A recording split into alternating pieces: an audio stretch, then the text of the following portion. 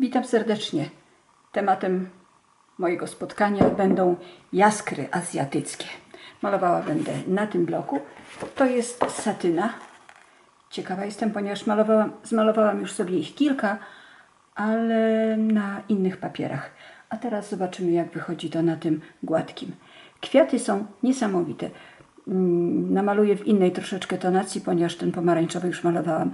Zobaczcie, wystarczy zaznaczyć gdzieś jakiś środek.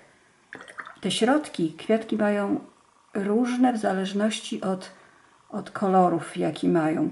Te czerwone mają zielonkawe środki, pomarańczowe mają środki takie brązowe z jakimiś lekkimi odcieniami zieleni.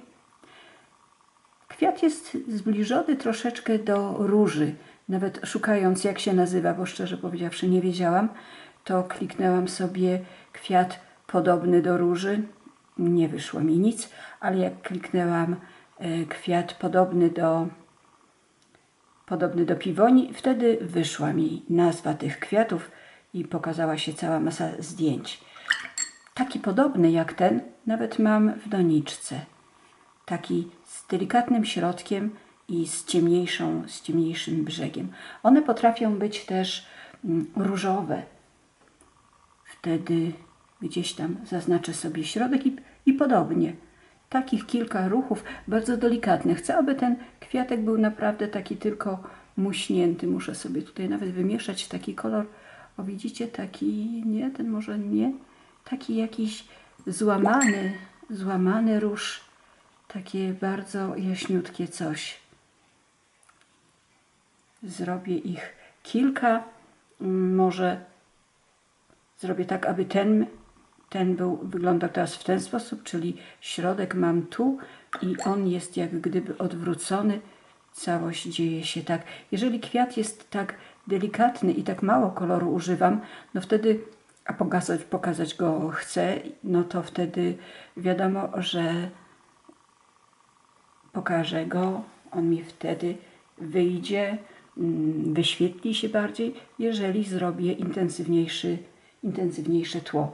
Może jeden zrobię, odrobinę dodam żółci, żeby lekko zmienić mu muszę wymieszać tą tonację. Może odwrócę go w tą stronę bardzo delikatnie. W sumie bardzo prosty kwiat. Zobaczcie, tu już ćwiczyłam sobie, bo wystarczy zrobić właśnie ten środek sobie zaznaczyć, zrobić takich kilka ruchów, potem płaską częścią pędzelka poprzesuwać to wszystko i wysuszyć tą pierwszą fazę. Kiedy już ta pierwsza faza nam przyschnie, wtedy mogę sobie wejść jeszcze bardziej i te płatki, których jest naprawdę niezliczona ilość, zaznaczyć sobie w ten sposób. Oczywiście ktoś, kto lubi bardzo dokładnie malować, przyjrzy się temu dokładniej niż ja. Ja uchwycić chcę tylko to, co jest charakterystyczne, to, co w takim szybkim spojrzeniu dałabym radę zapamiętać i to byłoby właśnie coś takiego. Bo jeżeli przyjrzymy się dokładnie, to widać, że akurat w tym tu mi się zagięło, stąd wychodzi, ale tak jak mówię, już taka analiza to dla tych, którzy to lubią. Ja lubię tak. I tak właśnie będę sobie malowała teraz ten kwiatek. Wymieszam sobie tutaj troszeczkę teraz jakiejś zieleni, którą też złamię odrobiną. Patrzcie, jak fajnie się przesunął ten pigment, który właśnie teraz zepsułam lekko, ale już naprawimy. Ciapnę, zobaczę, co wtedy będzie. Tu, tak jak mówię, w momencie, kiedy chcę pokazać kwiatek jasny, no to wiadomo, że najfajniej będzie, jeżeli dam ciemniejsze tło i wtedy to mi wszystko bardzo ładnie zaświeci i wyjdzie do przodu. 3 to nie za mało dla tej mojej kompozycji, zobaczę.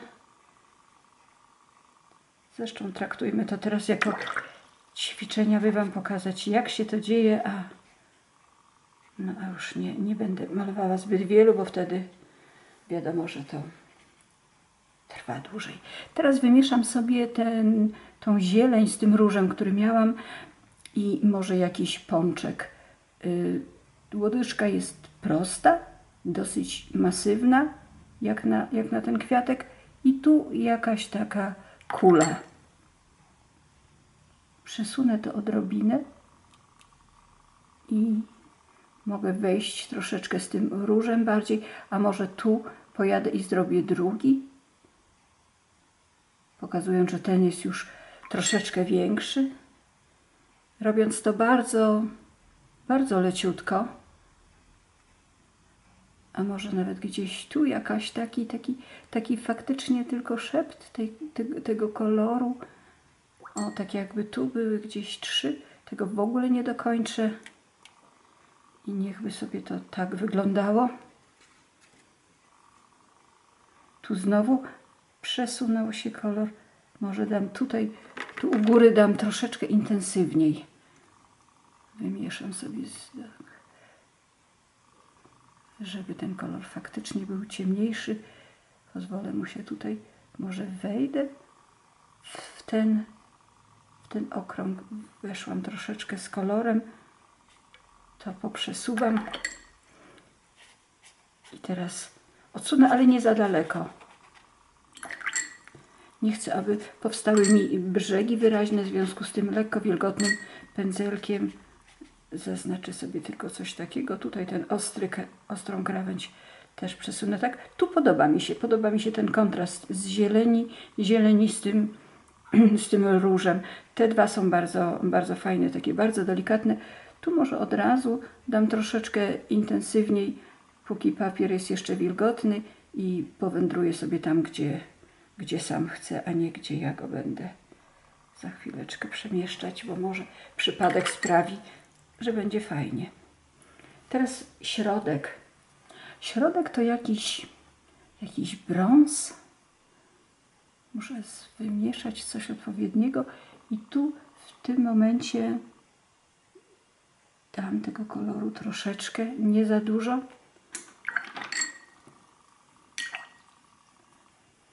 Przesunę ździebeńko. Przesunę troszeczkę, żeby mi ten środek się tak fajnie zaświecił. Może wejdę mu nawet z tą czerwienią, którą tutaj mam. Tu już jest suchy papier, więc też mogę zrobić takich właśnie, popatrzcie, wystarczy takich kilka linii. Tu jest ciemniejszy, więc tutaj dam troszeczkę grubsze te paski. Tu dam ich mniej i teraz to pędzelkiem leciutko poodsuwam. Tych płatków jest naprawdę bardzo dużo. Tak bywa, tak już miałam, że odkrywam jakiś kwiat i wtedy fascynuje mnie i wtedy maluję go, tych obrazków z tym motywem bardzo dużo. Pamiętam, jak zafascynował mnie, teraz nie wiem jak się nazywa, orlik bodajże, Akelaj po niemiecku, ale naprawdę nie wiem jak po polsku się ten kwiat nazywa. W każdym razie zobaczyłam go kiedyś i od razu kupiłam, malowałam.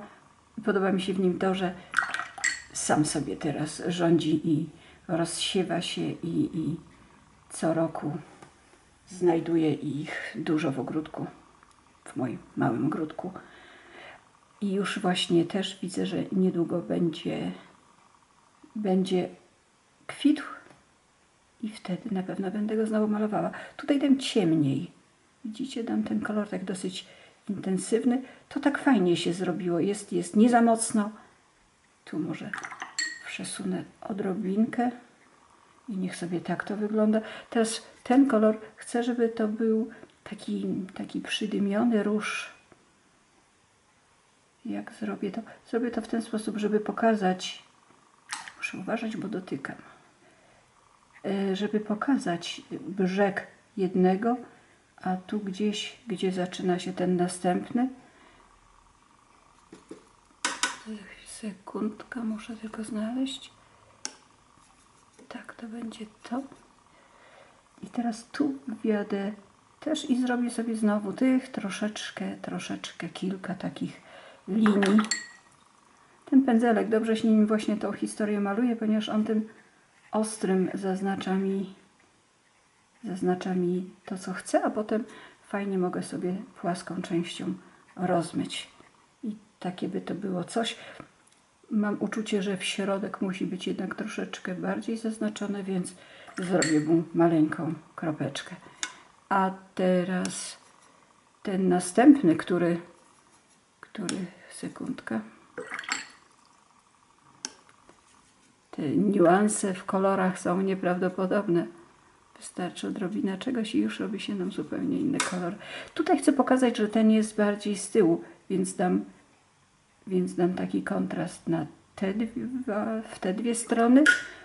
Wypłuczę troszeczkę farbki, przesunę, tylko po to, żeby te dwa zaświeciły mi bardziej, a tu zrobię podobną rzecz. O, troszeczkę dużo było tego, jeszcze mocno było mokro.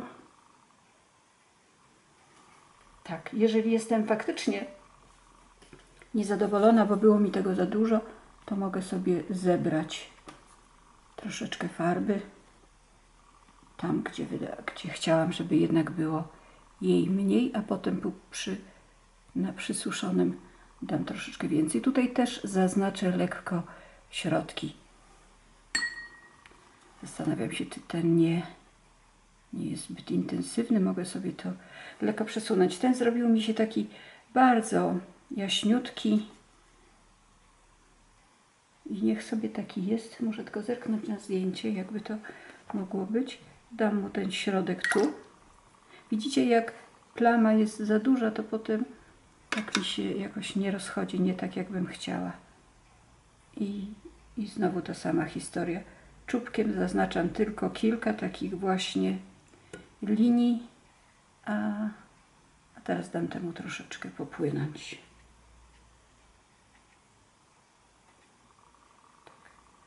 Tak by to mogło wyglądać. Jak wyschnie, będę musiała tu wejść w to jeszcze raz. Te pąki, one są tak okrągłe, a tu mają u góry tak jak gdyby pościnane. I to pokażę lekko, ale ponieważ jest to tak delikatnie zaznaczone i tak mało, więc nie będę z tego robiła teraz nagle najważniejszej części. Co mogę zrobić? Mogę to jeszcze wzbogacić też jakimś tutaj pączkiem kwiatowym, troszeczkę większym, powiedzmy takim, gdzie negatywem zaznaczam to koło. Jak wyschnie, poprawię to miejsce jeszcze bardziej. Zobaczę, czy gdzieś jest na tyle sucho, że mogę to zrobić jeszcze raz. Czy to jest dobre miejsce? Z tych plam, które się zrobiły, szukam sobie czegoś, coś, co mogłoby być liściem, mogłoby być pąkiem, albo może tylko łodyżką, jeżeli zrobię to w ten sposób. Mogłabym to przesunąć na zewnątrz, a ja spróbuję tym razem wejść do środka i zrobić, aby ten pąk był taki. Może tu od razu zaznaczę gdzieś troszeczkę tego koloru, żeby pokazać, że on będzie kiedyś, jak się otworzy, miał właśnie taki kolor. Tu mogę też to zrobić. Niech sobie się przesunie. Pukam cały czas tu. Niech sobie takie coś będzie. To przybliżę może tu troszeczkę. Zrobiła mi się taka kreska, która mnie razi, która mi się nie podoba i muszę jakoś ten problem rozwiązać, ponieważ drażni mnie to.